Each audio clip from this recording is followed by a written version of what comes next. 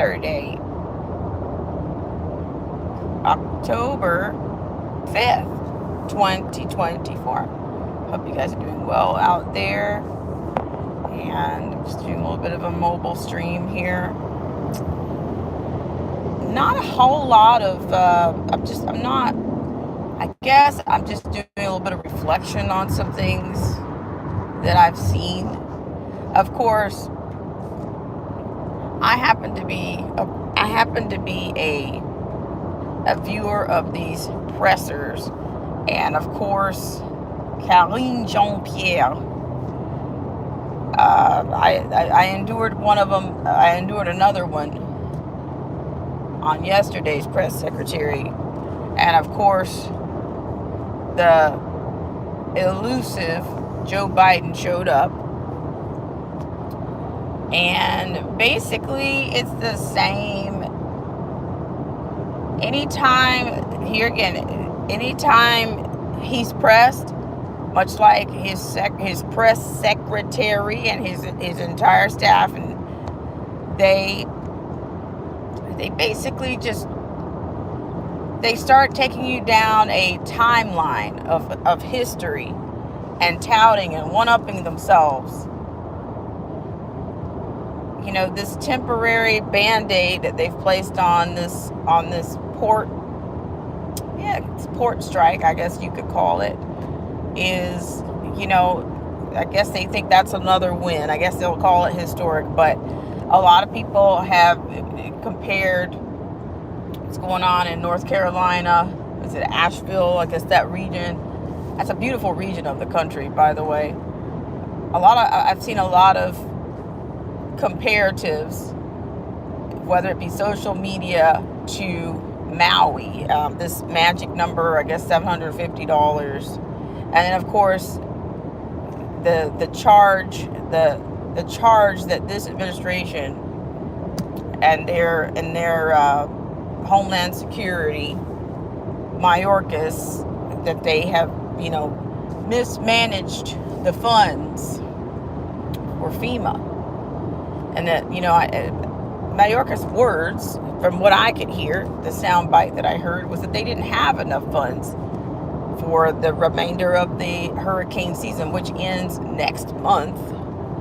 So, but then of course there's 101 fact checkers say that that's not true. That they did not spend that money on illegals. Well, here's the big ticker. Nothing will be done about this. There will be no redress. There's nothing going on, and they keep the founders. Blah, blah, blah, blah, blah, blah, blah, blah, blah. I mean, I'm just honestly, it gets to be tiresome. It gets really hard to hear about, you know, the founders and this and that is in place, and I'm telling you, it just goes from one illusion to another. Here you have a region of the country that's been devastated by, and I'm going to put it as a natural disaster. You know, I happen to have lived in the southeast during Hurricane Katrina, but Hurricane Katrina did not produce the type of flooding in the region in which I lived in. So I wasn't in New Orleans. I was not in that region. I was actually to the east of Louisiana. But I'm saying all that to say that this too shall pass. There will be nothing done about it. And pretty soon they'll stop it. Pretty soon the footage will go away. And then to me, the more I look at it, it looks like America has its own, it just seems like that this place looks like North Carolina. That's where I'm coming from. it just looks like, bridges. And when you think about what's happened in the last, dare I say, 12 to 18 months, you look at the attack on, because all of this is the infrastructure. It just looks like there's been an attack on infrastructure. You think about you think about the bridge collisions,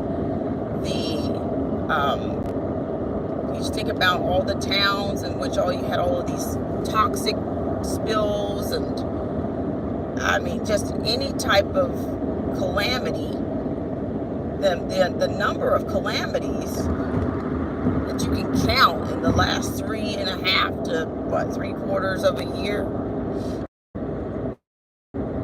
There's nothing really been done. This alleged regime or administration, all they ever do is one up themselves and tell you sweet little fairy tales about how great, look at us, look how great we are. We've done this in the history of da da da da da. No one has ever done da da da da da da da. Meanwhile, you see people, with water up to their chins in many of these regions. So, of course, I empathize with the people in North Carolina, but I'm going to tell you, their government, we're dealing with a government, to me, that doesn't care for their own. And to me, you've got two bookend states that show that are exemplify that in their own management. The state of California, look at New York. They don't really care that there's, that you have the ultra wealthy, and then you've got some semblance of a middle class, and then you've got the poor. But to me, the ultimate goal seems to be to get eventually the middle class is going to, which is happening already, my friends. It's happening already. The middle class is already relying more and more on the government. They are. I mean, they are. And so I just don't see, the middle class, to me, the middle class is the one that's not going to recover. There is no recovery when when most of the policies, all the heavy regulations are going to hurt the middle class. And all they do is sit around, and what was it, there's a couple of buzz talking points that they always throw out. Oh, they created the Chips and Science Act. Oh, he's building an economy from the middle out, bottom up, from the bottom up, middle out. Well, I don't know if I would. He's actually made them more dependent on. He made the people that actually think that the government is actually there for them or here to help. They're just more dependent. They've just developed more of a codependent relationship. You haven't built anything. Most people can't afford that. Most of their food, their money goes out. Their expendable income is paying more for groceries, paying more for gas, paying more for these power energy bills. That's what this is. That's what the outcome has been. And to me, I don't know what. I guess the only thing is, what else? What will they do next? Because you have less than 30 days now. I guess. I mean, you're under 30 to November 5th.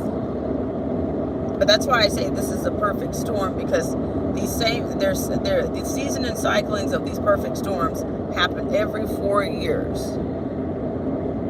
Every 4 years you've had some type of semblance of, CV19 was one, the masks have returned, the disasters, I mean, you just got the same, it's a season for, it's definitely a season. It has its own climate.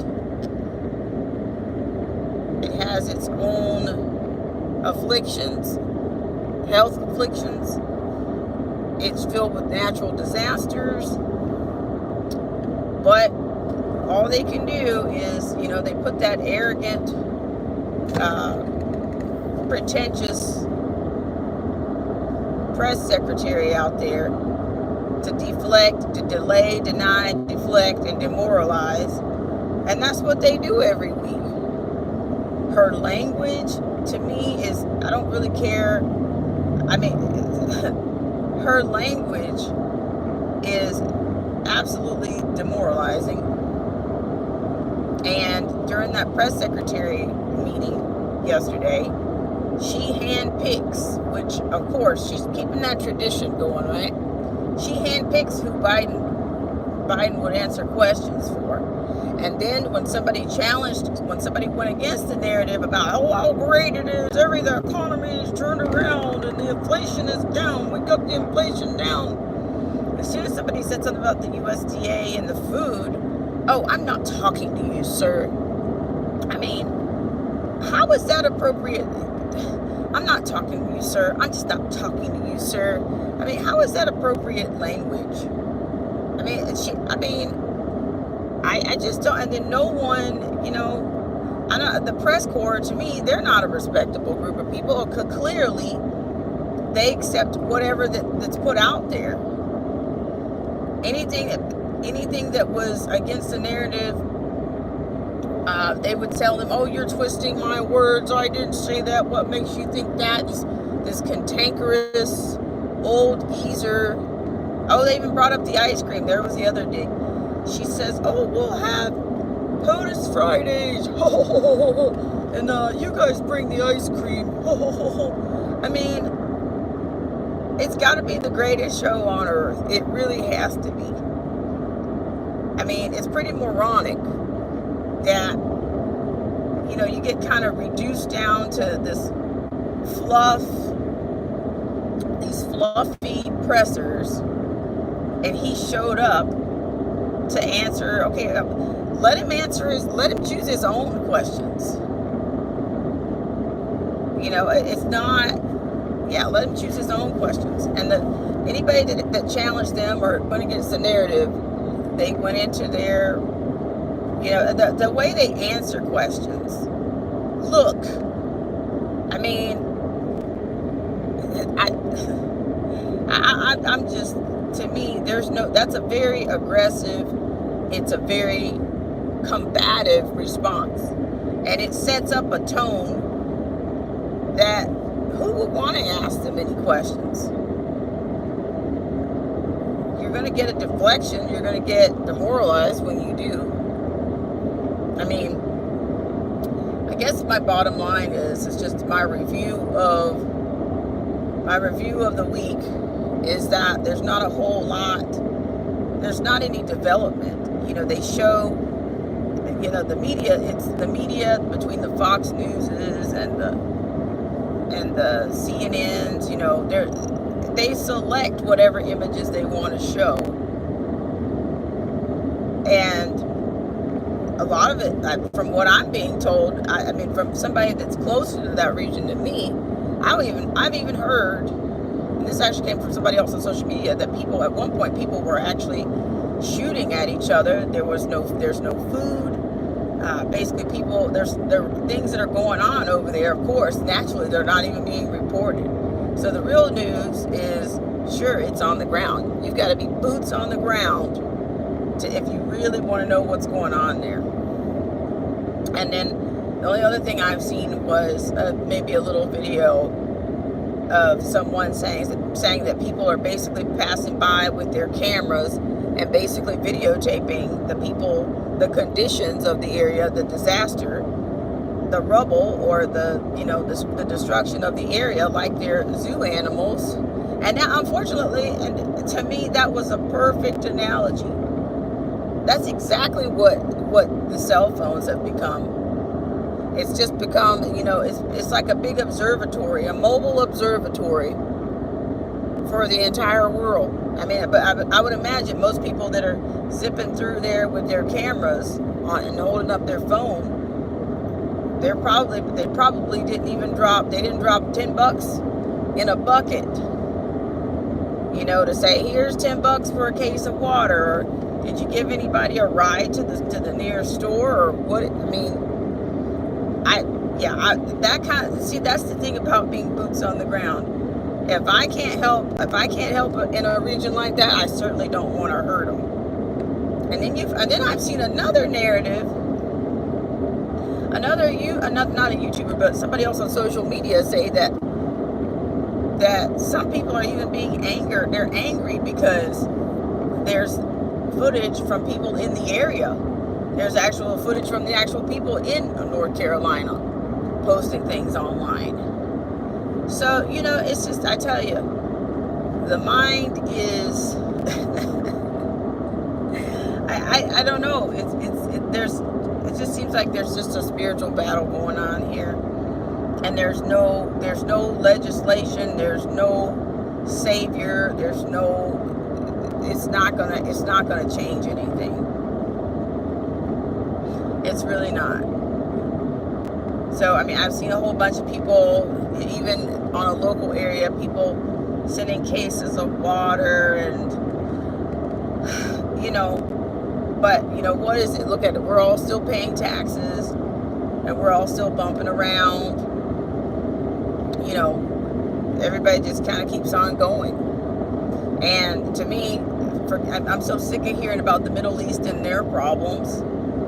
We have our own little Middle East. We have our own pockets of things that are resembling the Middle East and third world countries and Haiti right here. You don't really need to go to those places. You don't need to auto mourn for other people when your own place, your own country is in peril. It's just the damnedest thing that I've ever seen. No, it's not the damnedest thing I've ever seen. It's the damnedest thing that I've had, that I was able to, clear the screen to see, because it's always been there. It's always been there. I'm going back to Hurricane Katrina, because when I think about it, there were some horrific images on Hurricane Katrina. In New Orleans. There were horrific images, and there I was at my house. I wasn't affected. I wasn't impacted in that way. But all you got was selective footage from the quote alphabet media, and how much aid actually goes to those regions, or how much actually went to those regions. A lot of people got out of there, and they were psychologically damaged, or the PTSD. And many people that I ran into, even on the West Coast, said they never wanted to go back to New Orleans. They said they never wanted to go back there. I gotta tell you, New Orleans, they call it the quote Crescent City, I do believe. And I do believe it's because of the sea level.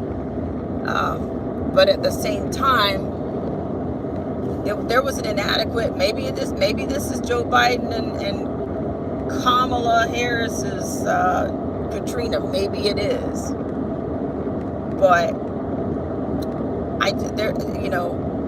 so they've had a Katrina, they've had a Maui, they've had these disasters and calamities will never be there's precedents. But like I said, there's like a perfect storm going on here. Anybody that's of the U.S. is not in the U.S.'s best interest.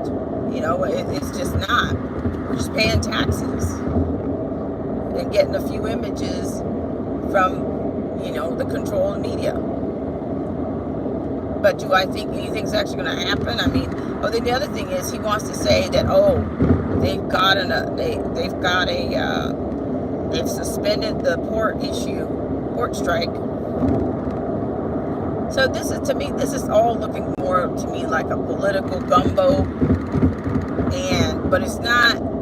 I don't think it's a favorable gumbo.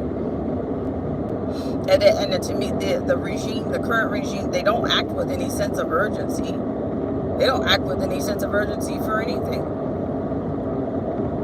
You've got the illegals presidential nominee. Basically, you got two. You had two. You had the illegals president, Joe Biden. Now you got the next president, illegals president, Kamala Harris, what's changed? What's changed? The landscape? Not so much. It just looks like too bad, so sad for, people that pay taxes in this country. And then there's hidden taxes everywhere. Everything we touch, everything we do has gone up. And to me, there's no end in sight. There is no end in sight, but then they keep reporting. Now, I haven't been to the U.S., to one of the U.S. Gov sites. As a matter of fact, it would probably do me wonders to go to the FEMA site. FEMA.gov, I would imagine. If I wanted to, if I wanted to look at the numbers that they're putting out in terms of aid and, what was it, like not too long ago, we were talking about the zones. We were talking about, the zones, like which zone are you in for disasters? Because you never know. But then is it going to matter? It doesn't really matter what zone you're in. No one's coming for you. That's what it looks like. And fortunately, I don't have anyone in the region of North Carolina or Asheville. I know a lot of people. Now, I will say this. I'm going to say within the last 10 years, a lot of people moved to North Carolina, whether it was Asheville, Raleigh. Beautiful place. Beautiful place if you're a bike rider. Beautiful place to ride your Ducati during this time of year, because of course, you've got the fall coming in, leaves changing. You've got a lot of between the Carolinas, the North Carolina as well as South Carolina. It's a beautiful place if you're into that kind of thing. Bike riding between those two states is beautiful to do. It's a beautiful escape for you. But yeah, I don't have anybody in the region to give me any real time or boots on the ground information, because I think they're without. Even if I did, I'm sure there would be some limitations. I'm sure there would be limitations. So I mean, it's like I said, I totally empathize with them, but I just don't see that nothing's going to be done about it. I don't care about the celebs, and because the celebs and the politicians are joined at the hip. They're one and the same. In fact, I say they're entertainers all the time. I think we deal with a lot of entertainers. Most of our industries are filled with entertainers. Bureaucracy. That's trained to basically not really deal with problems. I mean, I just wish, but some people kind of drive me crazy. Like the people that still think that this government actually cares and loves them. That's the part that's really disturbing. It's like, because even family members, listen, do you think that these doctors are actually in these offices for your company? Do you think they're there? They actually set appointments or allow you to make appointments because they're there, they're bringing you in for your company, though. They're there to profit from your health, from your failing health is what they are. That's the reality. Once we realize, that you've been fed a bunch of roses and you're at the gate now and there's a bunch of weeds. When are you going to see the weeds? Unfortunately, it's that way. And this administration loves to talk about how they lowered the cost of prescription drugs. Well, why are we so unhealthy? We honestly, like I say this all the time. So you can go to many places you can go to other places. And then they said, here's the thing that Biden touted. He touted on his press conference presser that Europe, since they want to be like the United States. That's BS all day long. There's nothing, the Europeans don't run most things like the U.S. Their healthcare, especially their healthcare system. No, they do not want to be like the U.S. No, they don't. I mean, you gotta be, like I said, you gotta be living under a, even the people under the bridge get better reception than that. If you think that's not even remotely believable. It's not believable. What European country says they want to be like the U.S.? That's what I'm saying. These are the kinds of illusions, and I'm not under any illusion or disillusionment. I don't believe so. You might call me a CT, and that's great. Welcome to the theater. But no, these nations are not. They are not. See, this is the thing. You got, maybe you might say, okay, we got two perceptions out here in the world, on the world stage. Politically, nobody's envying the U.S. Economically, I really don't think that's happening either. Because I think the dominance there is going down. Because you got your precious metals, your gold and your silver. I mean, what is it? Gold's almost at 27. I mean, you just look at it. It's not, hey, the illusion doesn't work for me. And culturally, most of these other countries like that, who wants to be like the U.S.? Give me 5 places. Give me 5 nations. Because I'm going to tell you, South Pacific, I can't, no. That'll be a hard no. Okay? No, you're not. And but see, that's what I'm saying. These people can flip. They flip so much. But if you're not paying attention, or if you just like, bedtime stories and to be fed everything, then it's great. Everything's fine. Everything's fine. These CTs and these other Republicans are all extremists. Now I will say, what's the guy's name? What's his name? Chad O. Jackson. Now I'm telling you, right, these days, it's very, I cannot, you really have to decide what you're going to listen to, what you're going to open yourself up to. But I truly believe that and this is an interpretation of Chad O. Jackson. He was saying that and it's based on the perception or the whole concept or an anti-enlightenment kind of theory. And he was saying that,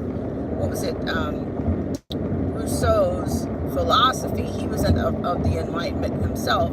He said that basically the arts and the interpretation is that he was conveying that the arts and the sciences have made men soft. I agree. Look at the soft sciences. Political science. I mean, yeah, that's a soft science. Even music, it's pretty soft. And even though I am a musician, I don't know if I do find those men to be very, especially if they are working at the professor level, the very elite, they're very soft.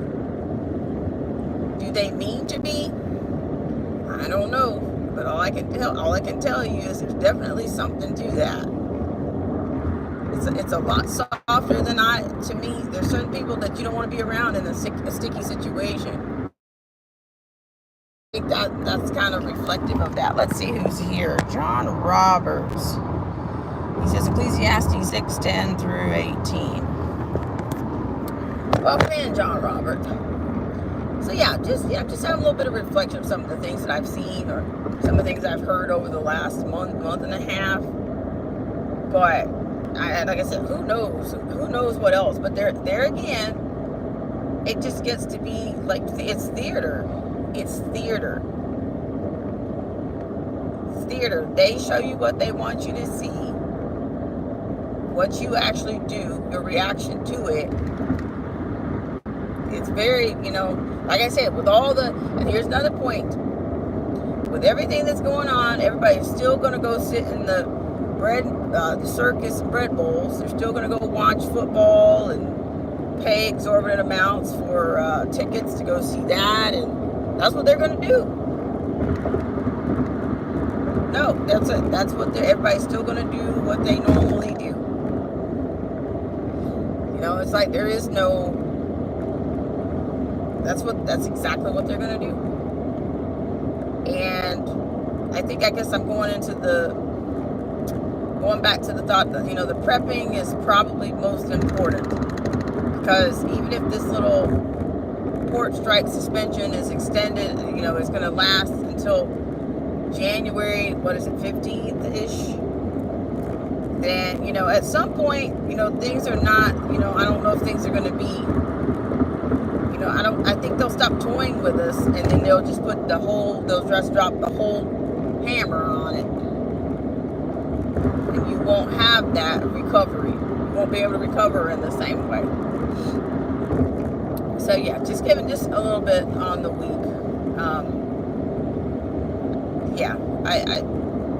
But I don't see that there's a lot in the news and not a whole lot of movement. Nothing for the people. That's what you have, unfortunately. And I don't see it getting any better. I just think, honestly, I guess I'm being the Debbie Downer, negative Nancy. I just see things getting worse. Especially, I mean, I don't know. It's a bleak kind of a time. So let me know what you guys think in the comments section. What do you think is, I mean, what else is going to come up before November 5th? What else is going to come up before November 5th? And do you think the natural disaster from Hurricane Helene is actually going to sway any? Listen, just let me know what you think in the comment section, okay, guys? And if I have anything else, I will come back later. All right, guys, bye for now.